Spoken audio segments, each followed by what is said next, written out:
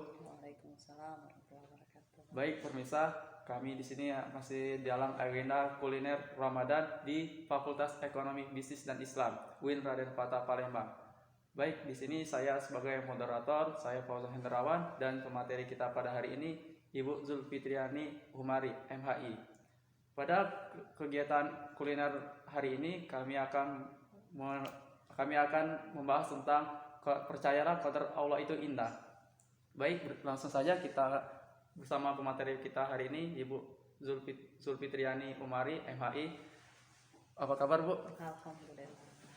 Alhamdulillah. Nah, pada hari ini kita akan membahas tentang percayalah qadar Allah itu indah. Nah, Bu, seperti yang kami akan tanyakan, seperti apa, Bu, percayalah qadar Allah itu indah?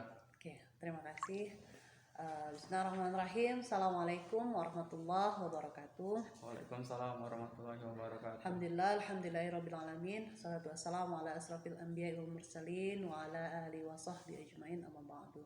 Alhamdulillah, seharusnya dan selayaknya kita terus bersyukur atas semua nikmat Allah. Shalawat teriring salam selalu kita haturkan pada junjungan kita, suri tauladan kita, baginda Rasul Muhammad sallallahu alaihi wasallam. Allahumma shalli ala sayyidina Muhammad wa ala ali Muhammad. Sesuai tema kali ini dan pertanyaan dari adik moderator, sebelumnya mari kita kupas dulu apa itu qada dan apa itu qadar. Ya, qada adalah hukum, menurut bahasa adalah hukum, ketetapan ataupun keputusan Allah, kehendak Allah kepada makhluknya, ya, dari zaman azali. Sedangkan qadar memiliki makna kepastian atau ukuran atau peraturan dan menjadi satu perwujudan dalam kenyataan, seperti itu ya. Jadi bisa disimpulkan qada adalah rencana Allah dan qadar artinya adalah perwujudan daripada qadar itu sendiri. Jadi ada qada, ada qadar. Qada rencana Allah, qadar artinya perwujudan dari qada itu sendiri. Seperti itu deh. Masya Allah, bahwa kita harus percaya dengan kodratnya Allah dan qadar tadi.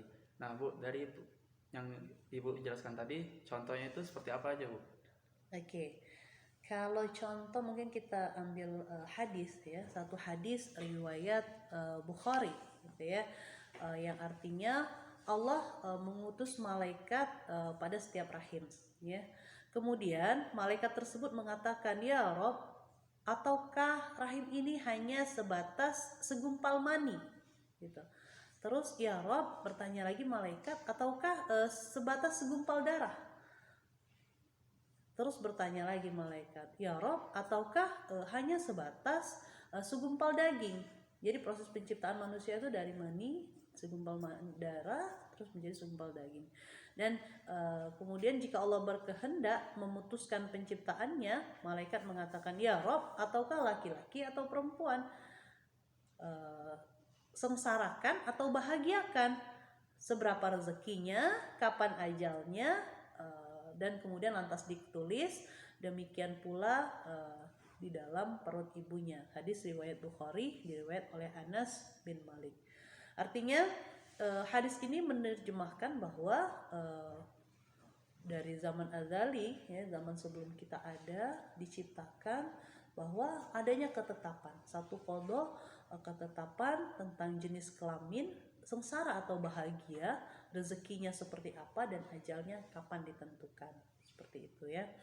Kemudian untuk contoh ya, contoh qada itu misal seorang Fauzan nih, adik Fauzan ini ya, dia sehari-hari dalam kuliah dia tidak perlu belajar. Misal dia hanya malas-malasan, dia tidak perlu di malam hari untuk membaca lagi atau dia mengupas materi, tetapi ketika UTS, ketika UAS, dia mendapatkan nilai sempurna 90 atau 99 seperti itu tanpa dia belajar. Artinya memang qadanya si Fauzan itu cerdas ya, itu sudah ditetapkan oleh Allah.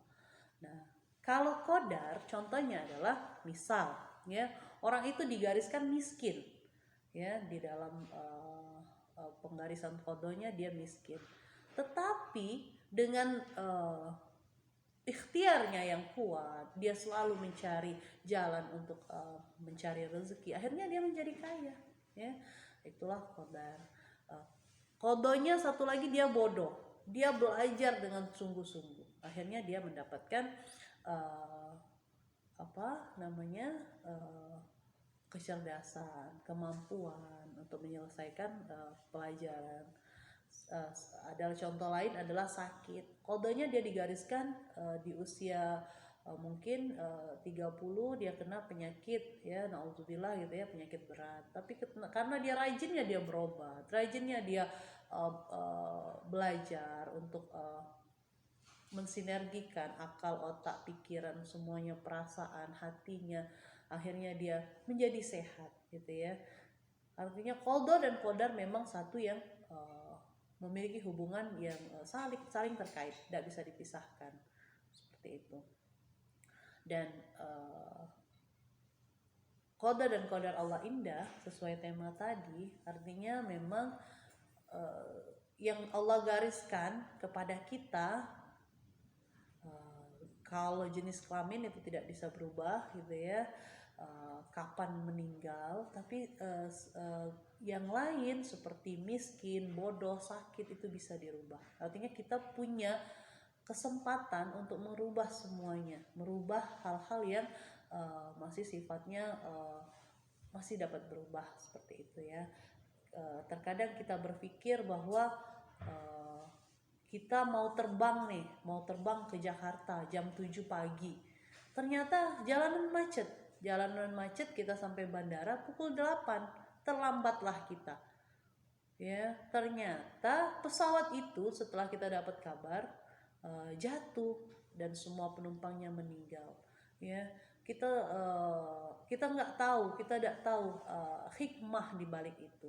Bisa jadi kalau kita ikut pesawat tadi kita ikut meninggal, tapi karena kita terlambat kita alhamdulillah selamat. Semuanya indah. Jangan berpikir sesuatu yang Allah berikan itu adalah sesuatu yang membuat kita selalu bersedih ya, membuat kita takut, membuat kita merasa cemas.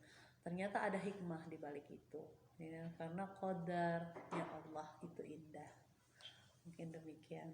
Masya Allah, penjelasan tentang definisi dari qadar, percayalah qadar Allah itu indah, dan juga contohnya tadi bagaimana tadi Ibu Zulfitriani Komari MHI sudah menjelaskan tentang qada dan qadar, bahwa qada dan qadar itu saling berkaitan, dan tentang qadar tadi bahwa kita yang Allah tetapkan dan Allah yang berikan kepada kita itu bisa kita usahakan lagi untuk mencari rezeki. Tetapi dengan qada tadi bahwa kita tidak bisa menetapkan, itu sudah tetapan dari Allah, kapan kita lahir, kapan kita meninggal. Mungkin itu saja pemateri dari Ibu Zul, bahwa materi hari ini Masya Allah tentang percayalah kodratnya Allah itu indah. Mungkin itu saja yang dapat kami sampaikan. Lebih dan kurangnya kami mohon maaf, dan kepada Allah kami mohon ampun. Kami akhiri. Tabarakallahu rabbul alamin. Wassalamualaikum warahmatullahi wabarakatuh.